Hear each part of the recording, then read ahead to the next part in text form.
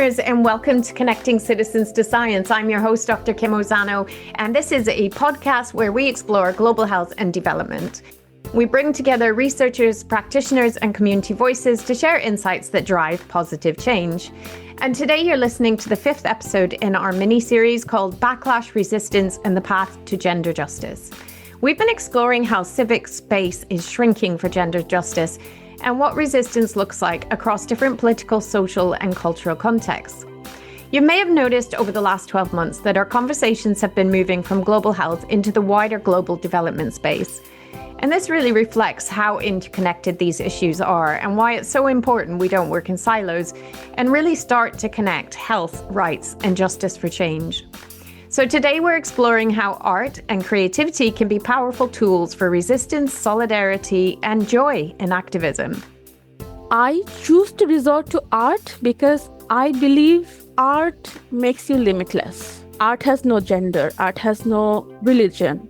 As always, for this mini-series, I'm joined by our wonderful co-host Ishrat Jahan, who is a researcher and advocate from the James P. Grant School of Public Health. We are also joined by two brilliant guests. We have Tricia Nashtaran, who is a human-centered design specialist and feminist organizer with over a decade of experience in grassroots activism and futures practice. She is the founder of the May Network, president of Ogni Foundation in Bangladesh, and also coordinates the Feminist Alliance of Bangladesh.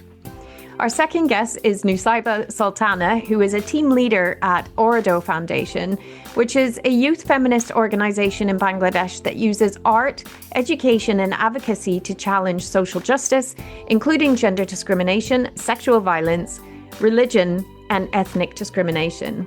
A word of caution just before we begin. The episode does include discussions of gender-based violence, so take care while listening and step away if you need to.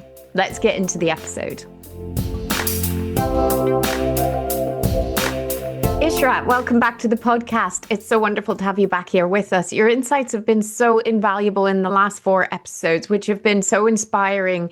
But today, perhaps, Ishrat, you can talk to us a little bit about the link between art, activism, and gender justice. Could you set us up for this? Really excited to be back today. And especially excited because I think anytime we speak about art in the space of activism and gender justice, we are discussing the possibilities of resistance. I think in a previous episode, we had discussed how civic spaces or spaces where the public mobilizes and engages have come under threat in different ways across the globe. And in the past year or so, we've also seen resistance grow. While on the surface, we don't immediately tie the shrinking of civic spaces or the growth of resistance and revolution to gender justice, it has a very deep impact on the way gender equality and justice becomes shaped. That's because the accessibility of these spaces and the freedom we have in them is very important. Why it's important, I think we have 2 really brilliant people here with us today to learn more about that. So let me pop out the first question to both of you. I want to know more about how you have used art and creative expression to resist different forms of repression or censorship. And does that help sustain joy through that resistance, especially in these difficult times we're experiencing? I'm Tricia Nashtaran from Bangladesh. You used so many crucial words, specifically the word joy. I found joy and freedom are so important in the work we do. I have always been passionate about art, language, literature, and technology. So when I started my journey as an activist, that started way before I started as a feminist activist. I used to be an active blogger in Bangla blog sphere. And communicating through language was important. And that is where in Bangladesh, we bloggers started experiencing backlash and censorship, which eventually led to self-censorship because bloggers were being killed for their opinions.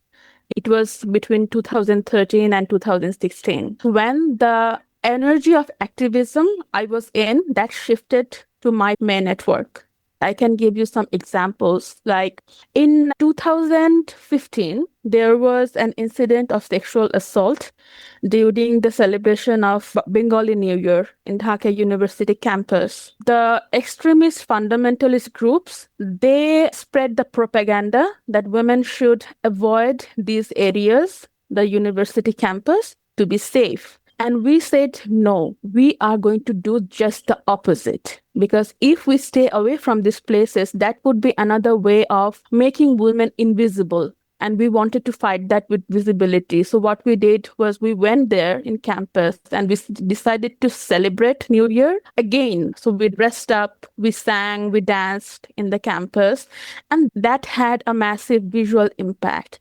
And the year after that, in 2016, what we did, we went to Nimtoli Gate. It is a small area in old part of the city where there are many rickshaw garages. And we went to the rickshaw garages. We brought in hundreds of women from my community, my organization, and we occupied the street, sat down, and we painted those rickshaws with feminist slogans, with slogans against gender-based violence. That visible artistic expression and that visibility of women in public place, doing something that always men used to do, that was important.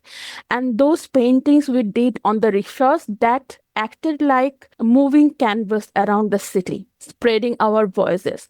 So these ways came up organically from within the community. And that is how we usually function. We try to incorporate the voice of community members with their lived experiences, and art acts as an expression to create the communication with the larger audience who might not be a part of the journey, but we want to communicate with them. There have always been a lack of readiness to understand gender diversity in Bangladesh. And given the changing political dynamics in Bangladesh in recent times, this has become more difficult. So I choose to resort to art because I believe art makes you limitless. Art has no gender, art has no religion.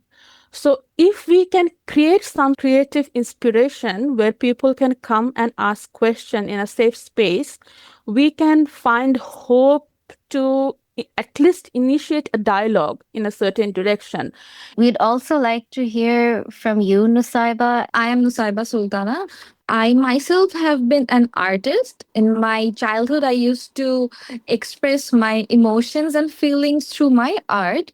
When I was growing up and I was open to this activism world, and I started to learn about a lot of things like how gender-based violence works or how I am facing a lot of violences. So I felt like that I could express my frustration or even my lack of freedom through my freedom of art. When I was once assaulted by a family member, I decided to draw a picture of Medusa and link herself with me, so that would give me a power. I felt like that art is a huge medium of expression. Afterwards, when I was working with Ordo, I felt like we could do an exhibition and a workshop where we have young generations, especially people who are aged from 16 to 17 years old, so that they are exposed to the world of activism and they are also having education. Because when we are having education through art, it goes through our hearts rather than when we are listening or when we are having paperwork. Then we collaborated with BRAC. We pulled off this exhibition. There were like 10 fellows who did artworks. There were like 7 artworks and 2 poetries and 1 story. And every topics were like sex workers, then there were tea workers, then there were transgender women, then there were divorced mother, single mother. There were a lot of diverse topics. So when they were expressing their knowledge through their art, I was really much surprised. There was a whole book about a single mother. And when she was expressing her hardships she has faced in her life, I felt in the exhibition, people listened to her, people understood what happens to a single mother in our society. And then coming to the sex worker art, people from conservative backgrounds, like religious backgrounds, who feels like that sex work is a taboo, they were exposed to these terms as well in the exhibition. And through these people, and these people were like 16 to 17 years old. So I feel like that when they were given the opportunity or the floor to express their knowledge through their art, they have no boundaries in their creative freedom, and they want to learn more because they want to show the world that yeah, they know about this. It's really clear how strong the link between art and the individual and what it gives the individual. You've talked about power and this organic creative expression. So I can definitely see the outcomes for an individual and how that would help build strength.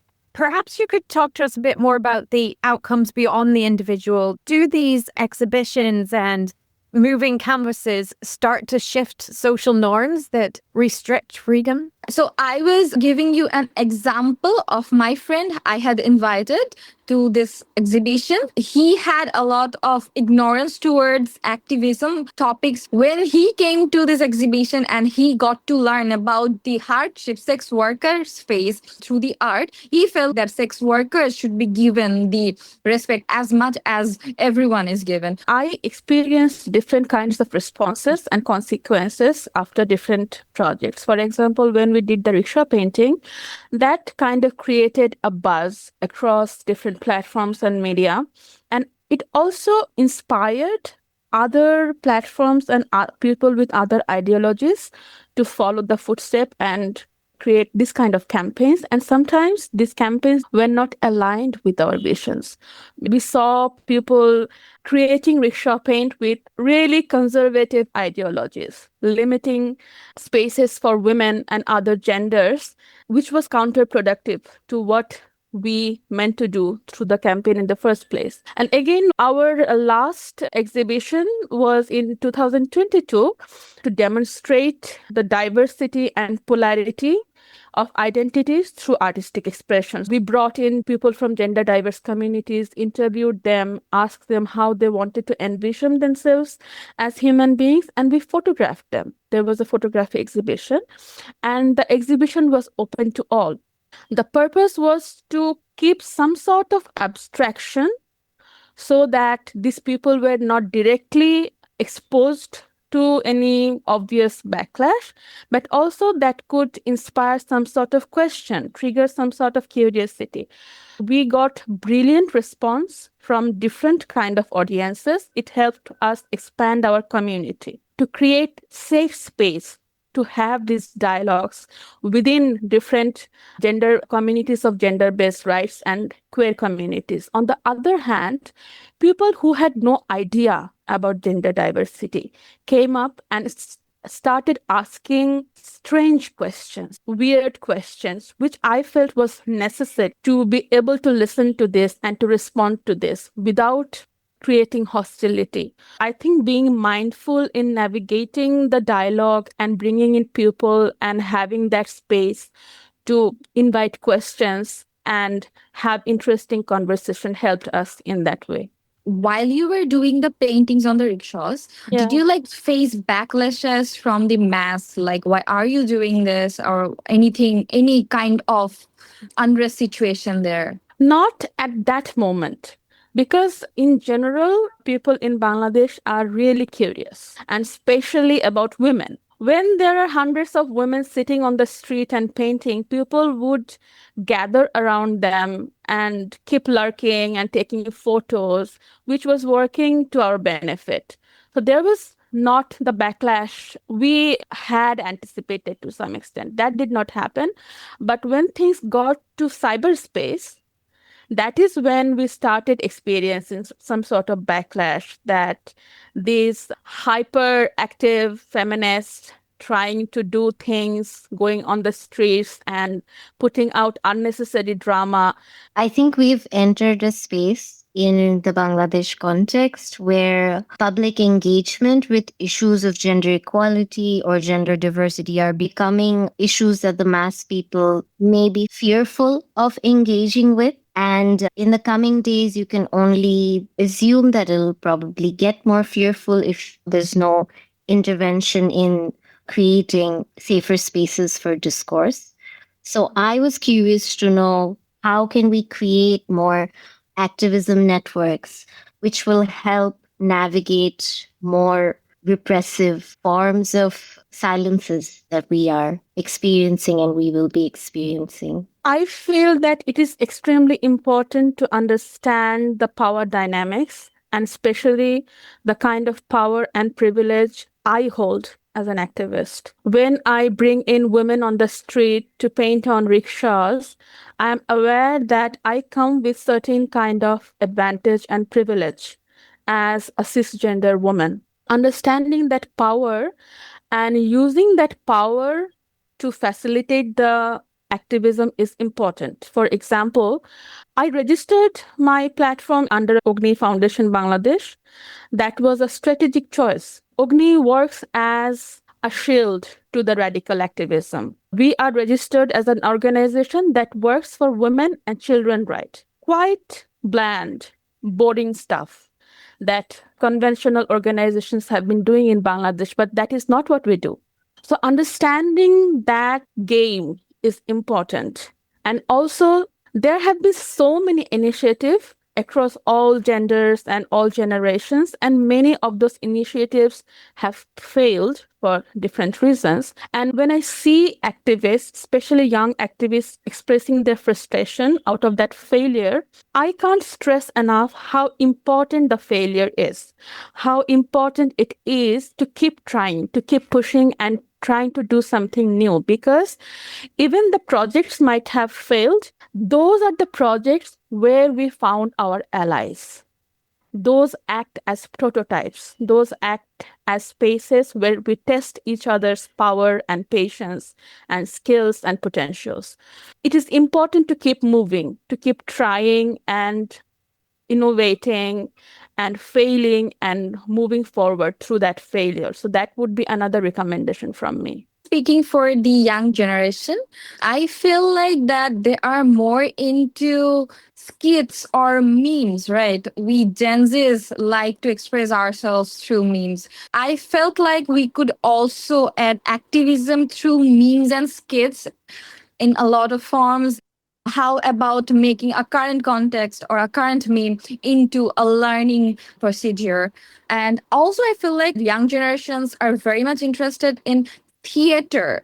They go to a lot of theaters and want to learn about a lot of things. So why not add activism there as well? Why not let them be educated through that theater? So I feel like activism can be also directed in this kind of arts. Also, how about in concerts? Why not create a concert event or anything that engages them in certain fields and then let them be educated through them, because they are very much interested in that kind of fields.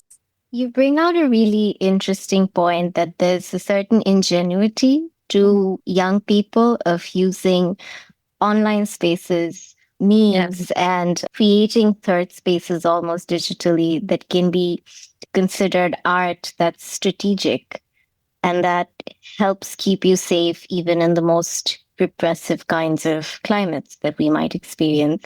Yeah, I feel like sarcasm is a coping mechanism of a lot of people, and also we relate to sarcasm. So why not do strategically sarcasm and activism together? Because a lot of people would engage in that, in my opinion. It is very easy for us to try to understand how the urban educated youth thinks, but there are a large audience in rural areas or in different areas of the urban spaces who consume different kind of art. Maybe not music, maybe not drawing, painting, or memes.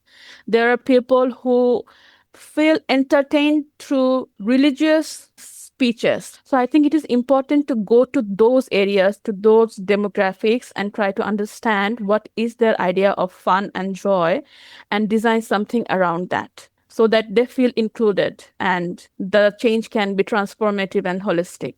Amazing. What a great conversation. Already I've learned the importance of creating safe spaces, not just for expression, but I love this idea of allowing people to ask weird questions as well. So it starts that dialogue. And I like this idea of having a shield. As activists, you have to protect yourselves and the people that you support and work with. and understanding the different shields that protect you whilst allowing you freedom as well. So I love this idea of expressing your lack of freedom through the freedom of art. I think that's a real take-home message for me as well. So very quickly, what would you say to those people who really want to engage in gender justice and become activists, and how they might connect art and activism to make those changes? I think my piece of advice will be that you need to be very calm and very patient when you are doing activism. People will try to trigger you, but you have to keep your composure because, that's how it works. You have to be strategic. You have to think through your approach and stay patient and focused. I think, great advice for those moving forward. Tricia? I would say art is for everyone. I just want everyone to have the audacity to imagine a future they want and be open to the ambiguity of the future. Perfect. Thank you so much. So, Ishrat, how amazing. What have you taken home from today? I think it starts inside of you. Activism is very personal, just like art is. It's a personal, emotional journey as well. So I think we often, when we talk about activism, allyship, gender justice, they sound like huge words, and we need a lot of preparation to be able to engage or research on it. But I think it's important to remember that these are very deeply related to the way we live our lives and express ourselves. I think so too. As always, very articulately put and expertly bringing in that emotion as well. And for our listeners, we did have an episode on men and boys and the discussion around allyship in a previous episode. So go back and check that out if you do have an interest, because we talk about that in depth. Thank you so much for today's conversation. We've heard how art can be both resistance and resilience, ways to push back against repression, but also to sustain joy and solidarity in difficult times. We've also heard how creative expression can engage young people, open up dialogue in digital spaces, and connect struggles across borders. These reflections remind us that gender justice isn't only fought in parliaments or in policies, it's also imagined and sustained through culture, creativity, and the stories we share. If you'd like to listen back to our earlier episodes in the series, you can also head to our YouTube channel by searching Connecting Citizens to Science and hit that subscribe button so you don't miss what's coming next. Our next episode will be the last in this gender justice mini-series, and we'd love to have you with us for that conversation. So until then, stay connected.